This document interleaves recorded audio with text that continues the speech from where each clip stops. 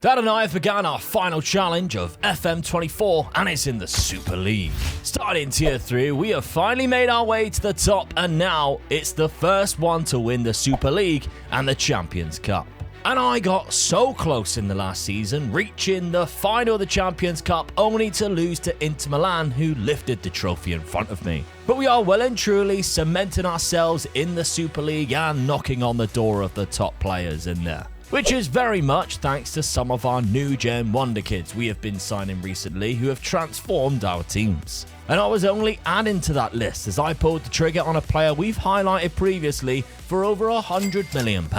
He slots in perfectly into two positions in our team, the centre midfield spot, as well as the shadow striker role. Dad was changing things too as Karim Konate was out the door to Brentford for £64 million, replacing him with two new strikers who were better and both absolutely rapid, fast and clinical in front of goal. Not to mention, they were only 19 and 20 years old, and you know what happens when Dad gets a lot of strikers. The three up front is utilised in full force. He also made a £100 million signing for a Chilean left-back from Barcelona who made a big impact in the game against me. We played each other the beginning of August and I found myself down to 10 men after a straight red card.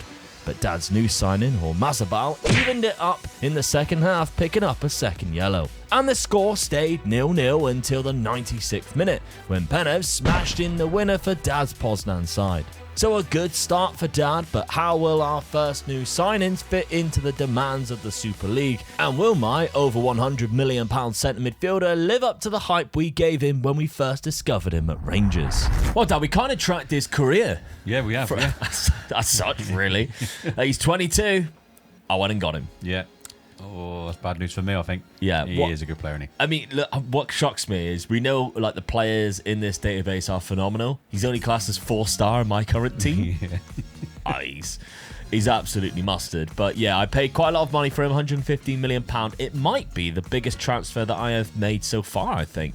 But as we've seen, he moved to Southampton and he had a really good season in the Super League as a centre midfielder or a centre attacking midfielder for Southampton, who we know aren't really near the top. 9 goals and 11 assists with a decent average rate. He's got 3 assists and a goal for me already in 7 games.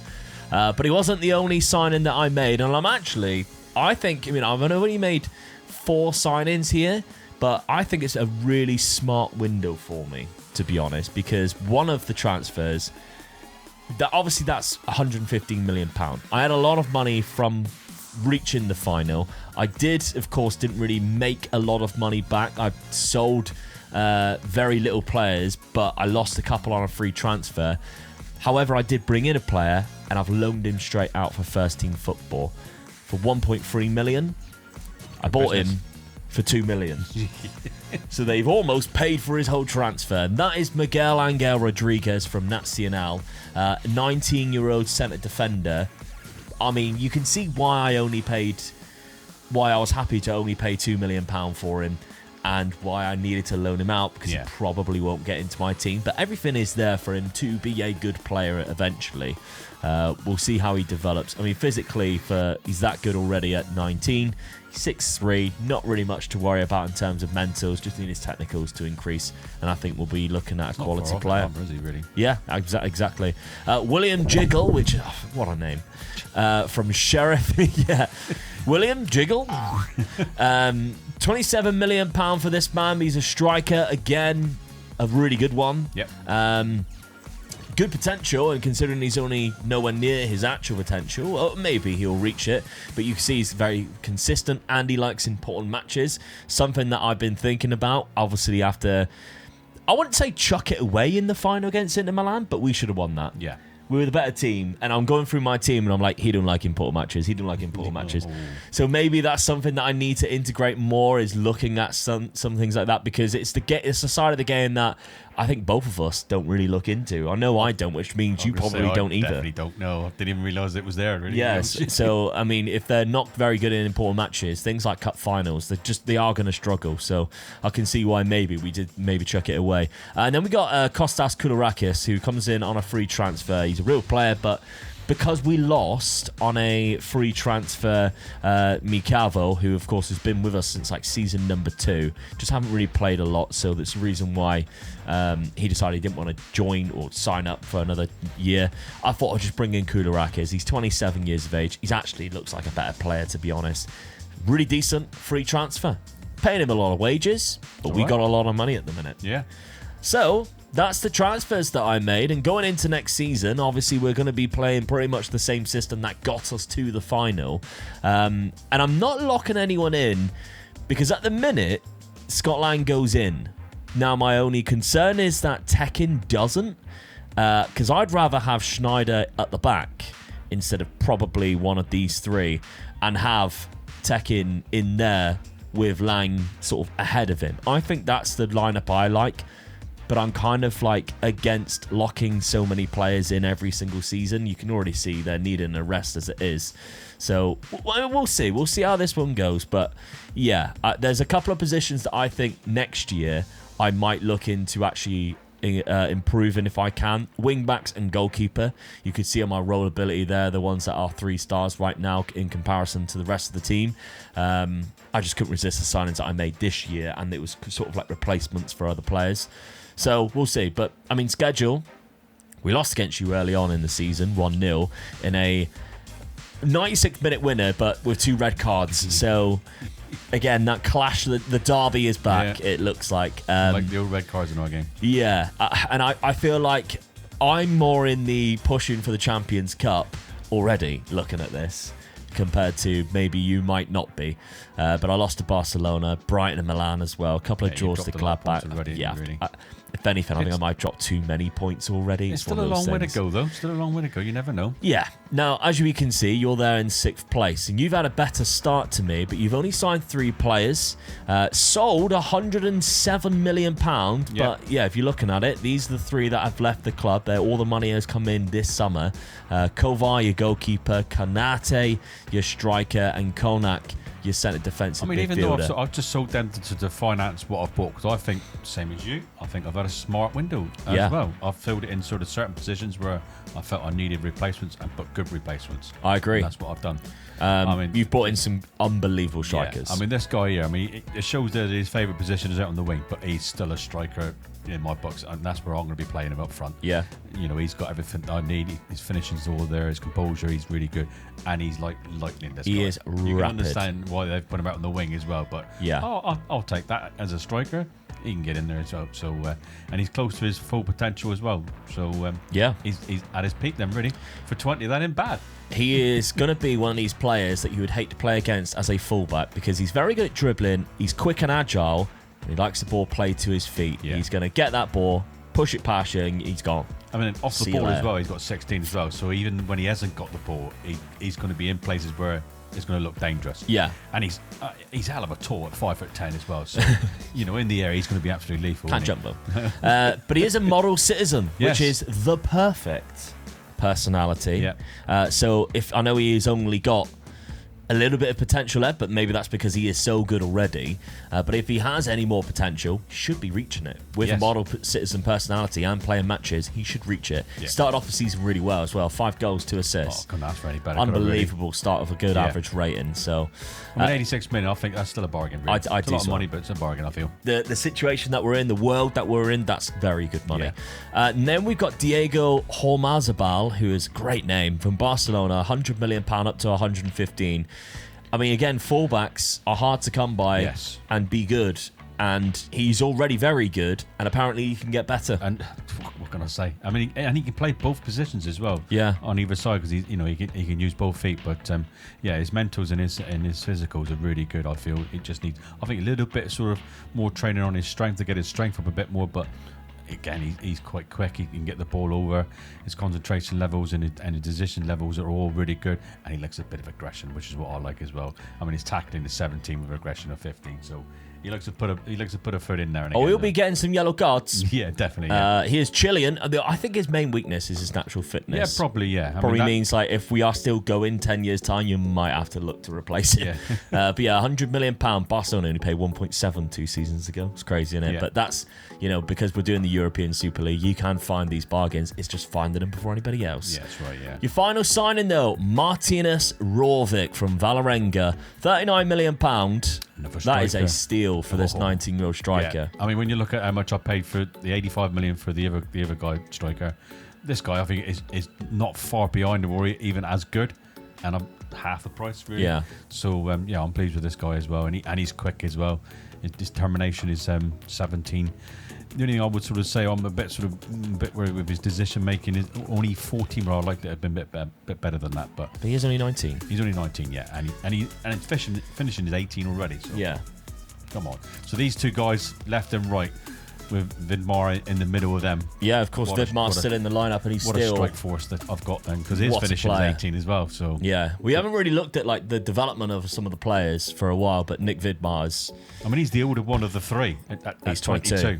Yeah, and he's that good. Phenomenal. Yeah, what a player. A lot of 20s in there. The only thing I'm Francis Ann going centre mid. That's the only thing I'm sort of a bit. I don't know about that, because that's where I'd prefer him to be there. But this guy's just as good in there as well. Antwi's decent. I mean, it sort of says to me now, my next position I'm going to be looking at could be the centre midfield where Ann is, and then sort of concentrate on that next season, really. Yeah.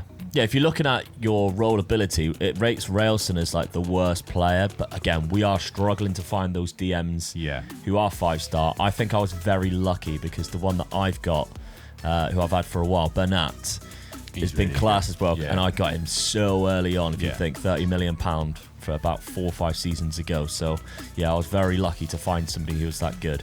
Okay, so the start of the season's been decent for you, Dad. Obviously picking up the win against me there. You went on a nice little streak until you lost to Braga. All those teams that you've eaten, and you lose to Braga, PSV and Real Madrid absolutely battered you after they finally got rid of Jamie Carragher, of course, and they got Sebastian Hoeneß in who has been the Porto manager. In real life, he would be the Real Valladolid manager. I think actually it might be Stuttgart. I can't remember when this database would start, but yeah. So he's a decent manager, and Jamie lost his job. Yeah, Jamie was sacked, and let's just say for a good reason. They're top of the league. So Man United and Hamburg have beaten, but Man United obviously they just won the league. They are a very good team. They got some of the best players in the world on this. Yeah. Nice to see Tyler Diblin up there and still doing well. Look how good he is. But there we go. So the start of the season, it's been an interesting one. We are both still in the Champions Cup, which is quite important. We're in the second round. You haven't had to play a game yet. But yeah, we're getting ever so closer to the top of that Super League, and we're getting so close to winning trophies to the point where I'm literally on the pitch when that main trophy is being lifted. It's just not my players that we're lifting it, unfortunately. Maybe it's going to be this season now. The next fixture in the Champions Cup was a simple one for me as we defeated Tondela 4-0, but Dad had a much trickier tie still in the second round, only beating Sampdoria in extra time. He then played Utrecht a few days later, and an early red card was damning. Although they still took the lead, Dad lost and is out in the third round. While my Aris side was gliding through the third round with another win over Levante, before facing Swansea in the fourth round and destroying them 6-0, which started with the new signing Scott Lang scoring a beauty. Dad was performing much better than me in the Super League still though, and was only 6 points behind Real Madrid at the top, who seem to be doing really well under their new manager since Carragher was fired. As the new year swept through, we've had more victories in the Champions Cup, putting on fantastic performances against some of the best teams in the Super League, and it was very much because of our attacking threats, who are always on the ball and ready to pounce and score. And we picked up 3 more wins in the competition to go through to the semi-finals where we'll face Manchester City. Dad's form slipped off in the Super League, however, and he began dropping a fair amount of points as well as dropping down positions. The league was pretty much unobtainable now, and he was still 7 positions ahead of me. So on the biggest game of the season up until that point was Manchester City in the semi-final, and Borges give us the lead. Unfortunately, though, it was just for 10 minutes as Oyhan Sanchez equalised. And when the Norwegian Terminator is on the pitch, chances are he's scoring, and that's exactly what Erling Haaland did to secure the win for City. A devastating blow, as you can imagine, to get that close again, but great for the finances. City, in fact, went on to face Chelsea in the final and beat them 1-0 to lift the cup. Oh, I put my eggs in the basket of the Champions Cup. Unlucky, We got to the semi-final, beaten Knocked by on the the door, innit? winners as well. Yeah. Yeah. I mean, it's great for the finances, as we've seen. Look, I mean, you can see the last 2 years I've got to the final and the semi-final, and the finances are looking really pretty. This is what we are sort of been aiming for, which is great. And it's given me 133 transfer budget for this summer, which is what we need. Yeah. But I mean, it's at the cost of my terrible league form, finishing in 18th. And look what happens when you ditch Jamie Carragher. They win it easy. You win the league by 7 points, and it's still obviously Sebastian who is there in charge. So, yeah, fair play to Real Madrid for making better decisions. Dad, a disappointing season for you, though. We Yes. dropped down in the league, Yeah. down to 11th, of course, third round in the Champions Cup. I'm just not a cup team, am I? I'm just getting knocked out of that so early. I'm just not giving myself a chance, really. Where you look like you're a cup team, I'm definitely not a cup team on mine. So maybe that's what I've got to look at. Maybe I've just got to sort of build a team to sort of do better in the league and just hope that the cup comes with it. Yeah, that's it. So that's what I'm looking at, really. I think the positives for you is your new players coming in, because Mart Ulscherver was the top scorer of the league, of your team, and he has got a little bit of development going on there. I mean, weirdly, I can't remember if his acceleration or his pace was 20. That's gone down. One of them has, but pace. I think his pace was 20. Yeah, but some of his other attributes have gone up. And obviously he only got 17. It's not a massive amount, but It's not, his to be strike honest with you. partner, 15 and 14. Yeah. There are, I mean, you are spread across 3 strikers. We got to remember that. It's very unique to see somebody get like 30 goals when you're playing your 3 up front. Yeah. But Vidmar, is dropped off slightly as well. So, I mean, it's how you determine success. I mean, I'm not too concerned with the strikers, with their scoring that many goals each. Yeah, I would like one of them to be, well, I would like all 3 of them to be in the 20s, I think. Yeah. And I think if I do better in the league, I think all 3 of them would be in the 20s, really. Yeah. So really, I'm more concerned now. I'm going to leave my strike forwards as they are. I think my strike forwards is good enough. I've just got to be looking at other areas now to see where I'm sort of failing a bit, I think. I mean, statistically, the most goals scored, we're not up there. Real Madrid have got 118, but we are joint 7th. So we both scored 86 goals this season, but fewest conceded. We're also not there. We are quite far down on that. You're joint 22nd. I'm all the way down in 31st in the league. I'm conceding a lot of goals, which Still in the shocks 60s, me because it's a lot of goals, isn't it? my defence is really good, and I'm playing for it at the back. Yeah. But I do have some worrying aspects in terms of the goalkeeper. It's never really developed into a goalkeeper that I think is good enough. See, I'm fortunate. I've got a good. You've got a great goalkeeper, yeah. You've got one nice and early who's, he's fantastic. You don't have to worry about him whatsoever. No. He's really good. But you did pay the money for him. Yeah, that's right. He didn't cost you, 20 quid. He was 90 million. Yeah. It was a lot of money. But, yeah, you got him in nice and early. I think that's something I need to look at soon. £45 million for you, though, Dad. That's low, and that's obviously because not getting very far in the cup. You've only got 40 million in the bank. And that's the problem when you don't do well in the cups. It does cost you a lot. So I'm a bit disappointed with that, but I've got to take it on the chin. That's what's happened to me. I've got to play with that. So I might have to sell one player to sort of finance to get one player in with the 45 million. Yeah. Now, my Aris team, obviously goals-wise, was really good for Mads Borges, who got 31 this season, so I'm happy with. He was my main sort of spearhead of my attack. Gaston Pavon, who plays more of the DLF, got 19 and 18. Again, I'm really happy with that. That's fantastic from him. He's played a lot of games as well. He has, 51 games. It seems to be like when he can start, he does start, and he's the first name on the team sheet. Scott Lang, Lang, first season, 10 goals, 7 assists. Disappointed with the average rating, I'll be honest. I thought that would be higher, but still, good amount. I'm glad that Fatih Tekin did play quite a lot of games. Bernat, weirdly, I think he must be playing centre mid attack instead of the DM, where I'd rather him play. Yeah, he's playing a bit of a mixture of both, to be honest. He's even picking up quite a lot of cards as well. But I'd rather him just play in the DM role and just have one of these guys in that centre midfield on attack. They're just better suited to it, but we'll see. Yeah, I think I definitely need to identify maybe my fullbacks with this money. I've got a lot, especially look at the wage budget. Yeah. I think that's my summer is going to be looking at those positions. I think if we can find some good positions, players for those positions, I think we definitely will improve the team. Kicking off the summer, my scouts have found another corking striker for me that I had to bid for, and there's other players in there that I've also got my eye on as well. Looking at my squad though, I've identified that fullbacks is a place I've got to strengthen to complete, so hopefully my scouts have found some of them. And again, they have. They found some really good options, such as this lad from Marseille. Although I did have a meeting, which could have cost me my job if I didn't attend, about another fullback that I was planning to get rid of anyway. And Connor Bradley also leaves the club after doing really well for us for the last few seasons. Dad's keeping busy too this window with bids going in for two of his players that he's decided to accept and sell. But whether they want to go is a different story, however. So with all my fullbacks leaving, I've got big money left to go for a right back that I think is world class, so an offer is made. One thing that's persistent though is that the bids this summer coming in for Mads Borges are ridiculous, and I'm not accepting them.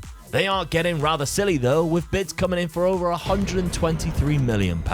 But I just can't let the man go who is such a massive goal threat for me, scoring so often, I just can't let him leave the club. Dad, on the other hand, has decided to change his tactic again, and his team is struggling to adapt to the new one and get it clicking.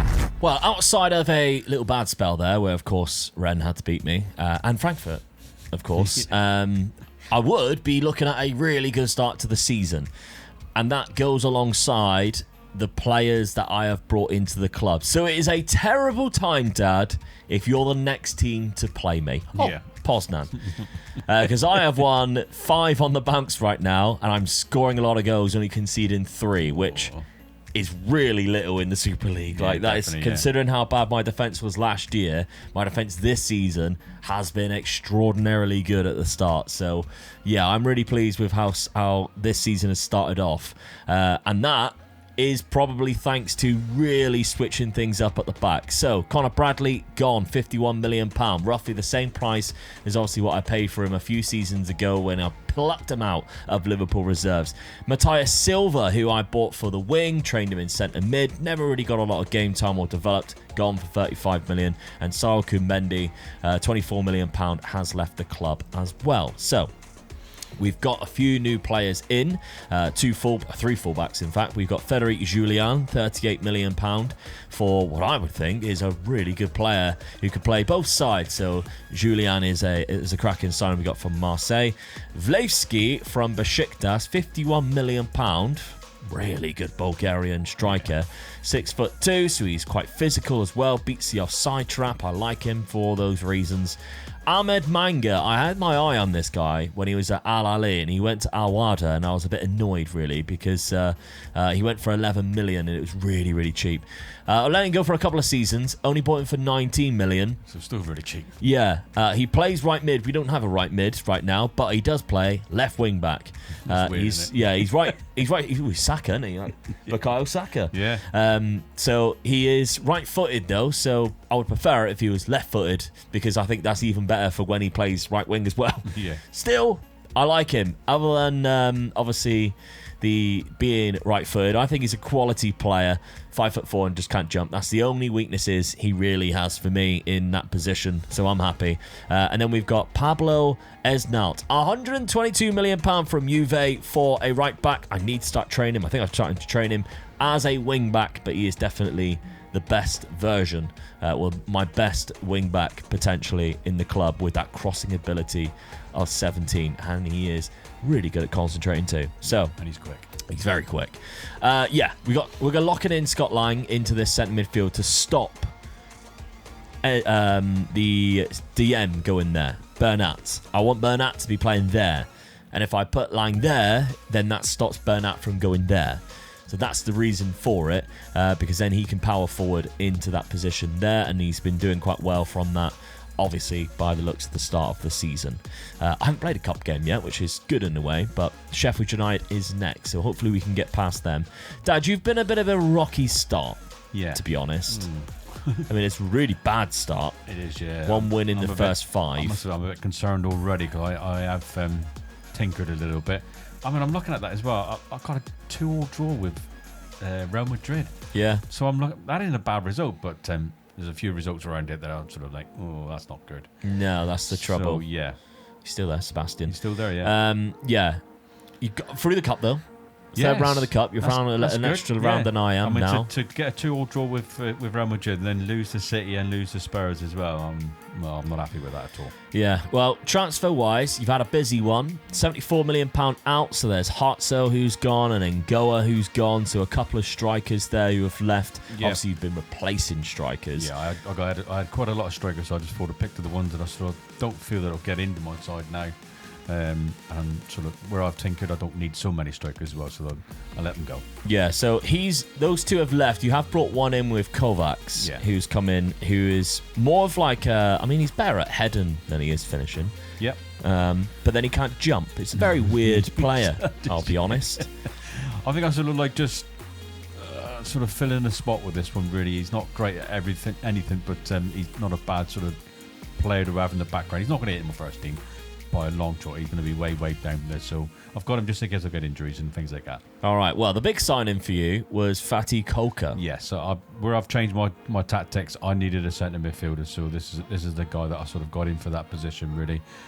His passing on the ball is 17, his first touch is very good as well, 17. Anticipation is 16, so he just screams out that he's just a good centre midfielder for me, so that's what I've got him in for, really. Tries killer balls as well, which is great. That's what you need. Breaking the line of defence. Yeah. And he's a set piece taker. Yeah. 15 for corners, 16 for free kicks. So you can take those set pieces for you too. The final signing that you got was a Sago Silva, which is just a loan signing from I'm just Chelsea. sort of covering the sort of position where I did say I sort of needed a bit more sort of backup, really. So I've just got this guy in on a loan, sort of really just to help me out, really. And I've had not much money left to sort of buy anybody else, so I was concentrating on the centre midfielder role, really. All right, well, tactically, you have switched things around from the three up front.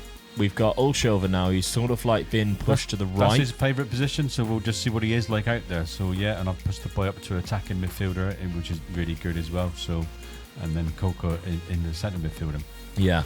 So yeah, and Anne goes right back into where I wanted him to be as well.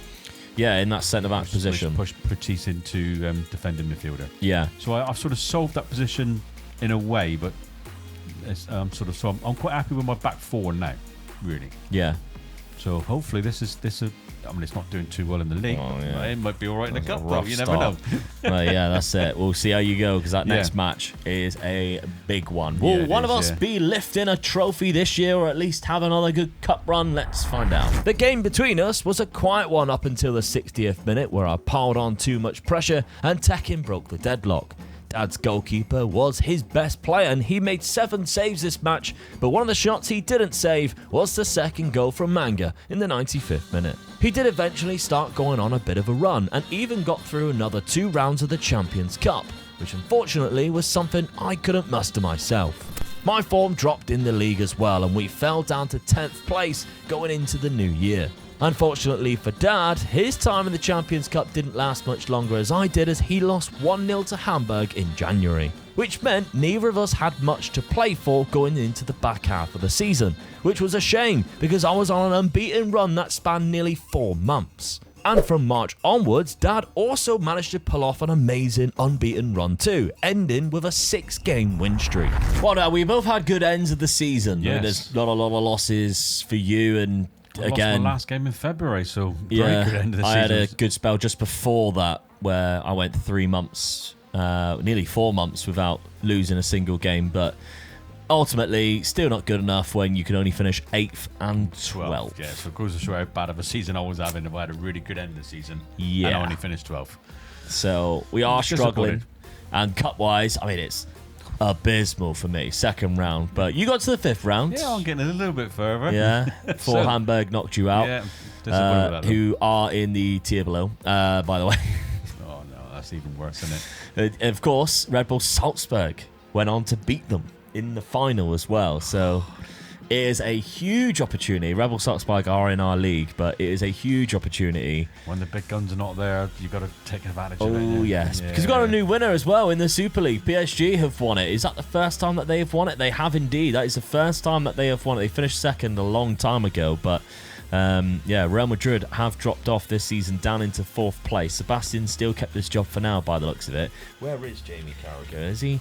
Is he in employment? He is still unemployed. Okay, and to be honest, not surprised. He's wanted now, look. Hey, somebody wants him. Don't know. You can't click on it and find out. But he might have a job in the next episode. We'll have to have a look. That'll be hilarious. Right, okay, so not a great end to the season. Well, not a great season in general. There's 7 points between us. I did beat you as well, 2-0 in that game straight from the off. But goals-wise for yourself, Dad, I still don't think it's very high considering you went to 2 up front, especially when your second top scorer is the attack midfielder. Yeah, that's not good news, is it, really? That shows there's something definitely wrong there. I'm not very happy with that at all. No one in the 20s. Oh, what are you doing? So you've got to be... Well, that shows we're unfinished in the league, to be honest with you. Really, you're not going to get that many goals, so you're not going to go up the league, are you, really? Who did score the most goal, though? Me. 109. So, I mean, your team scored 103, so you were only 6 goals away. But, 109 goals for my Aris side. I'm so close to you then, considering them, really. 6 goals. Defensively, Spurs only conceded 39 in 47 games. That's hell of a good. That's absolutely mental in this. We are all the way down the bottom. Defensively, we are not fantastic at all. This time, so my defence didn't play very well at all. No, so we both struggled in terms of that. But I mean, your transfer, because again, you didn't get that far, your overall balance is low. You can see financially, you have been dipping into the red. Yeah. Your transfer budget is only £50 million again next season. You really could have done with like a quarters or a semi. Yeah, definitely. This year to bring that money in. I mean, me second round, I'm just still living off the money I had before. I've just managed to just plateau, and I've still got £99 million for That's good. This summer, so I've still got a lot of money in there. Gaston Pavon got 25 goals. Vlaevski got 16. Scott Lang way better, 11 and 22. That is fantastic. That's exactly what I bought him for, to get those numbers. My biggest disappointment is Mads Borges. I mean, we were rejecting huge money for him. Then he goes and pulls out of just a 7-goal season. I mean, he got 15 assists, but it's weird. He's so inconsistent.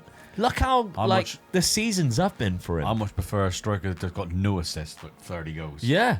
I mean, the first season, 28, then 9. 25, 19, 22. 3 in a row. That's quite good. 7. What? This is crazy stuff. I mean, his average rating's still been good each year, but I can't work out Mads Borges and how well he plays. My biggest mistake, though, this year, not locking in Esnault. I had a bit of a boo-boo there. £120 million. Didn't play a single game because he cannot play wing-back.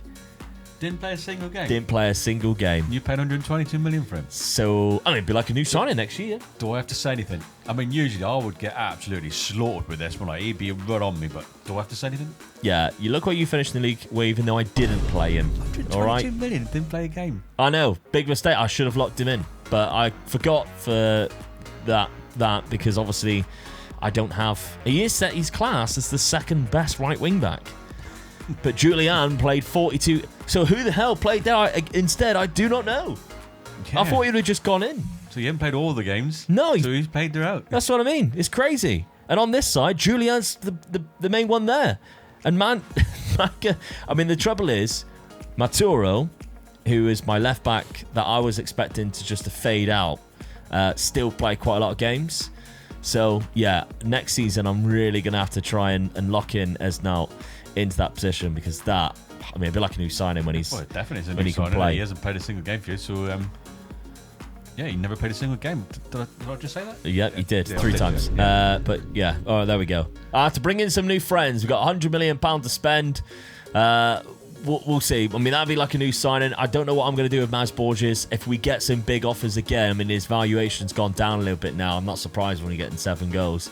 We might have to cash in at another time. He's 25. We still got a long way to go.